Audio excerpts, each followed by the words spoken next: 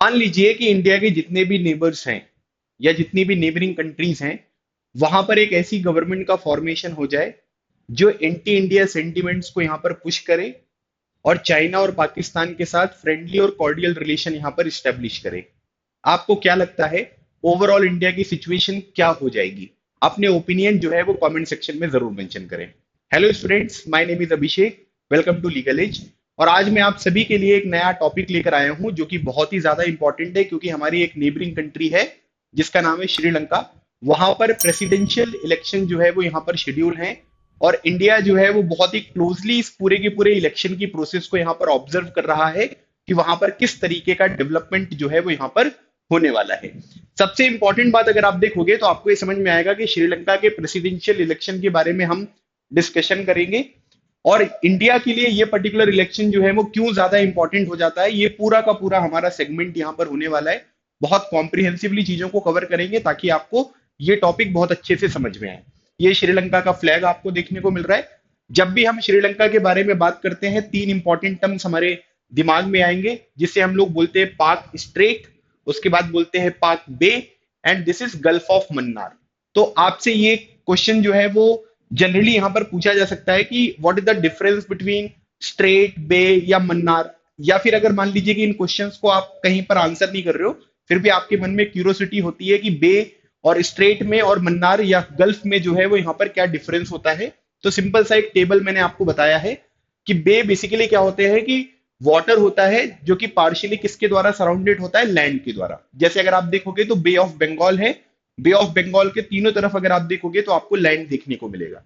फिर उसके बाद अगर हम लोग स्ट्रेट के बारे में बात करेंगे तो ये क्या होता है, ये नैरो पैसेज होता है, पतला एरिया होता है जो क्या करेगा, दो लार्जर बॉडीज को जो है वो यहां पर कनेक्ट करता है। ठीक है, तो जैसे हम स्ट्रेट के बारे में बात करेंगे तो दो लार्जर बॉडीज जो है वो यहां पर कनेक्ट होंगी। फिर उसके बाद गल्फ के बारे में बात करेंगे तो ये लार्ज एरिया ऑफ सी है, ठीक है, जो कि यहां पर क्या होता है कि सराउंडेड बाय द लैंड, मतलब कि बे में और गल्फ में अगर आप देखोगे तो एक उनके साइज का डिफरेंस आपको देखने को मिलेगा, और इसीलिए अगर आप देखोगे तो बे जो है वो गल्फ से क्या होता है, वो छोटा होता है। और यहां पर अगर आप देखोगे तो ये लार्जर देन बे आपको देखने को मिलेगा, ये लॉन्ग और नैरो है। एग्जाम्पल्स भी आपको दिए गए हैं, ये आप देख सकते हैं। यहां पर स्ट्रेट की फोटो दी गई है, यहां पर गल्फ की फोटो दी गई है, और उसके बाद अगर आप देखोगे तो यहां पर बे का रिप्रेजेंटेशन किया गया है। तो एक जनरल सी इंफॉर्मेशन है जो आपको यहां पर ध्यान रखनी है। अब उसके बाद अगर आप देखोगे तो यहां पर जो न्यूज है वो क्या है कि श्रीलंका में जो प्रेसिडेंशियल इलेक्शन यहां पर होने वाले हैं वो 21 सितंबर को यहां पर होने वाले हैं। और ये पर्टिकुलर इलेक्शन इसलिए बहुत ज्यादा इंपॉर्टेंट हो जाते हैं क्योंकि श्रीलंका में बहुत सारा प्रोटेस्ट हुआ था, इकोनॉमिक क्राइसिस जो है वो श्रीलंका ने यहाँ पर फेस करी, उनके जो प्रेसिडेंट प्राइम मिनिस्टर है उनको हटा दिया गया, बहुत सारी प्रॉब्लम्स थी। तो बहुत सारी प्रॉब्लम्स के बाद जब कोई इलेक्शन यहाँ पर हो रहा है तो उसकी सिग्निफिकेंस जो है वो आपको बहुत ज्यादा देखने को मिलेगी। फिर उसके बाद अगर आप देखोगे तो दो राजपक्षा ब्रदर है, एक तो महिंदा राजपक्षे और गोडबिया राजपक्षे। महिंदा राजपक्षे उस टाइम पीरियड पर प्राइम मिनिस्टर थे, गोडबिया राजपक्षे प्रेसिडेंट थे। ये महिंदा राजपक्षे हैं, और ये अगर आप देखोगे तो ये गोडबिया राजपक्षे आपको देखने को मिल रहे हैं।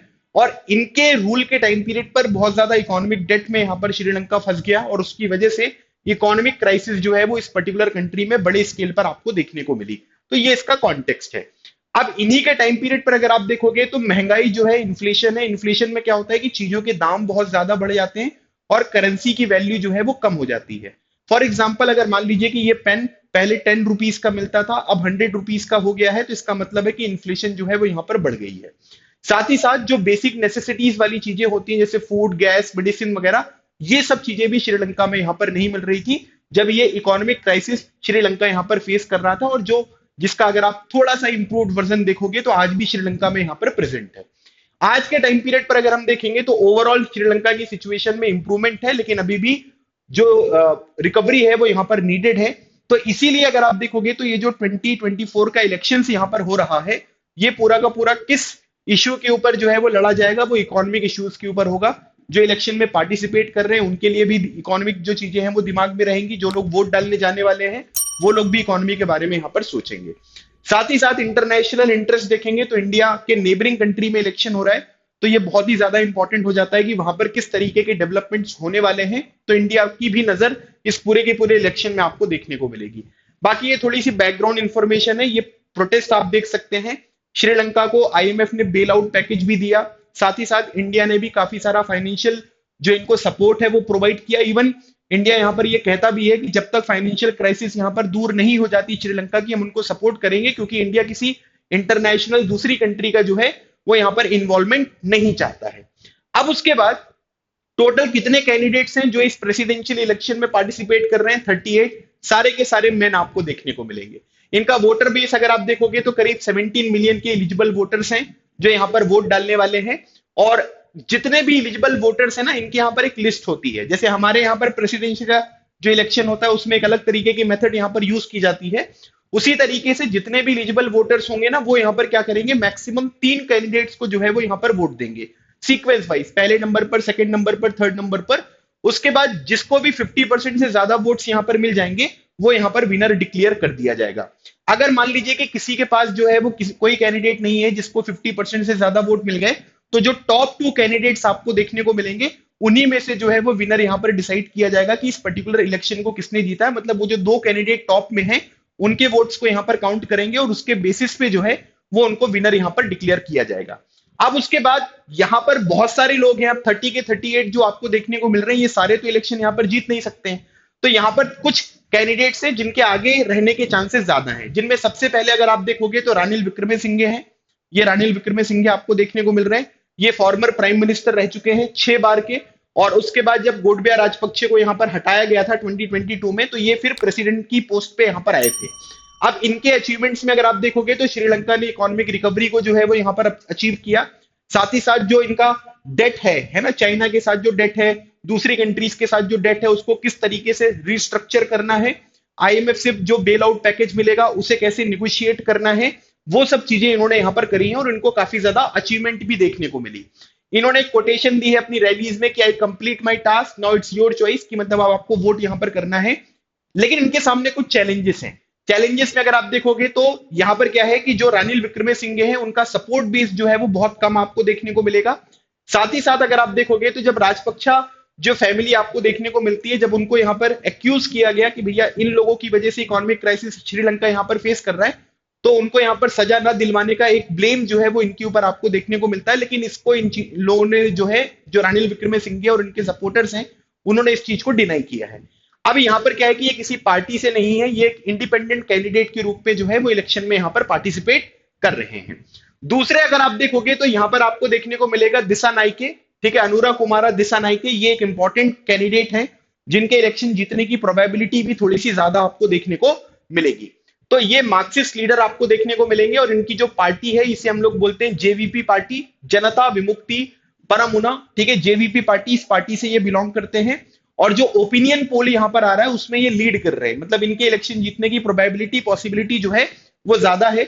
इन्होंने यहाँ पर प्रॉमिस किया है कि हम गरीबी को जो है वो खत्म करेंगे, पॉवर्टी को खत्म करेंगे, करप्शन को यहाँ पर खत्म करेंगे। और इनका भी एक फेमस कोटेशन यहाँ पर है रैली का कि 100,000 hope for a better future, the journey begins on सितंबर 22। मतलब इलेक्शन वगैरह में जो भी रिजल्ट वगैरह आएंगे उसके बेसिस पे जो है वो एक नया फ्यूचर जो है वो श्रीलंका के लोगों को प्रोवाइड करने वाले हैं। अब उसके बाद इनका एक बैकग्राउंड है, ये मेंबर ऑफ पार्लियामेंट वहां के रह चुके हैं कोलंबो से, और ये मार्क्सिस्ट इंसरेक्शन में जो इन्होंने पार्टिसिपेट किया। मार्क्सिस्ट इंसरेक्शन बेसिकली यहाँ पर ये है कि इन्होंने जो है वो वेपन का यूज करके गवर्नमेंट को टॉपल करने की यहाँ पर कोशिश करी। 2022 में जो प्रोटेस्ट वगैरह आपको देखने को मिलेंगे उसमें एक इनका इंपॉर्टेंट रोल जो है वो देखने को मिलता है। फिर उसके बाद अगर आप देखोगे तो तमिल्स के लिए इनके दिल में जो है वो कोई प्यार मोहब्बत नहीं है, तो इस चीज के लिए इनको कोसा जाता है। साथ ही साथ अगर आप देखोगे तो यहाँ पर क्या है कि वॉर क्राइम्स जो हुए थे श्रीलंका में, जो सिविल वॉर हुआ था, उसके लिए इन्वेस्टिगेशन होनी चाहिए, सबको सजा मिलनी चाहिए, इसको भी इन्होंने यहाँ पर क्या है ऑपोजिशन दिखाया है, इस वजह से भी इनको यहाँ पर क्रिटिसाइज किया जाता है। साथ ही साथ अगर आप देखोगे तो यहाँ पर क्या है, क्योंकि ये मार्क्सिस्ट हैं तो डेमोक्रेटिक फ्रेमवर्क के ऊपर, डेमोक्रेटिक आइडियाज के ऊपर इनका बिलीव आपको देखने को नहीं मिलेगा। और ऐसा माना जाता है कि जो मेजोरिटी पॉपुलेशन है सिंहाला, ठीक है, श्रीलंका की, उनके ये बड़े सपोर्टर जो है वो आपको देखने को मिलेंगे। ठीक है, तो ये दिशा नाइके के बारे में यहाँ पर बात हुई है। फिर सजित प्रेमदासा, ये फॉर्मर प्रेसिडेंट है, रणसिंगे प्रेमदासा, उनके बेटे आपको देखने को मिलेंगे। फिर उसके बाद एसजेबी जो पार्टी है ना, समागी जन बलवेगिया पार्टी, इसके ये लीडर आपको देखने को मिलेंगे। 2019 में जब इन्होंने यहाँ पर इलेक्शन लड़ा था तब गोटबाया राजपक्षे से यहाँ पर ये हार गए थे। इन्होंने भी बोला है कि जो ईज ऑफ लिविंग है उसको प्रमोट करेंगे और श्रीलंका में टूरिज्म और एग्रीकल्चर एक्सपोर्ट वगैरह को जो है वो हमें प्रमोट करना है, ताकि यहाँ पर इकोनॉमिक स्टेबिलिटी जो है वो लाई जा सके।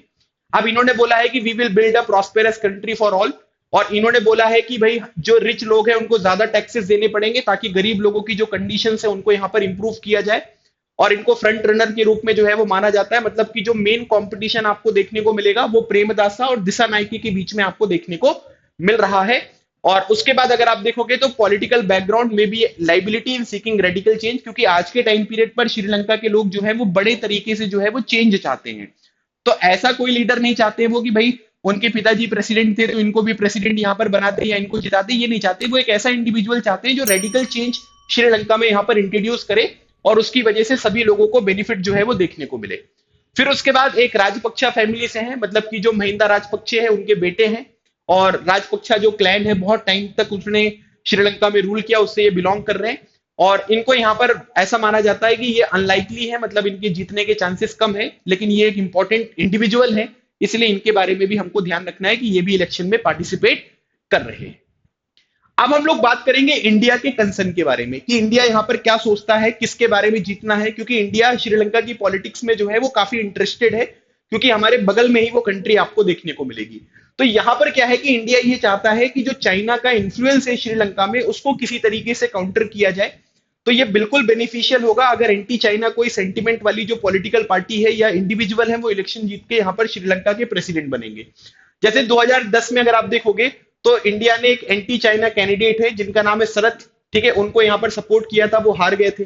2015 में अगर आप देखोगे तो मैत्रीपाला श्रीसेना, जिनकी फोटो आपको देखने को मिल रही है, इसको इंडिया ने प्रेफर किया था और ये इलेक्शन यहाँ पर जीत गए। तो कई बार इंडिया के फेवर में भी चीजें हुई हैं और कई बार उसके अगेंस्ट में भी आपको देखने को मिलेंगी। अब प्रेमदासा को लेकर अगर आप देखोगे तो जो प्रेमदासा है और दिशा नायके हैं ये दो इंपॉर्टेंट कैंडिडेट हैं जिनके जीतने के चांसेस ज्यादा हैं। तो यहां पर क्या है कि प्रेमदासा जो चाइना की डेट ट्रैप डिप्लोमेसी देखने को मिलती है कि खूब सारा लोन दे दो और सामने वाला वापस नहीं कर पाएगा तो हम उनकी कंट्रीज में जो है वो रूल यहां पर करने लग जाएंगे, इसके अगेंस्ट में आपको देखने को मिलेंगे। फिर 13th जो अमेंडमेंट श्रीलंका के कॉन्स्टिट्यूशन का आपको देखने को मिलेगा, उसके ये सपोर्टर है, मतलब ये क्या चाहते हैं कि पावर का डिवोल्यूशन यहां पर होना चाहिए, पूरी की पूरी पावर सेंट्रलाइज जो है वो देखने को ना मिले। साथ ही साथ जितनी भी तमिल पार्टीज है वो यहाँ पर क्या करती है, इनको सपोर्ट करती हैं। तो प्रेमदासा का स्टांस जो है वो ये है। तो ऐसे हमको लगेगा कि प्रेमदासा जो है वो इंडिया के लिए काफी यूजफुल यहाँ पर हो सकते हैं। दूसरी बात अगर हम करेंगे दिशा नायका के बारे में, तो इनका प्रो चाइना ओरिजिन है, मतलब ये चाइना को सपोर्ट करेंगे क्योंकि मार्क्सिस्ट आइडियोलॉजी के साथ यहाँ पर आ रहे हैं।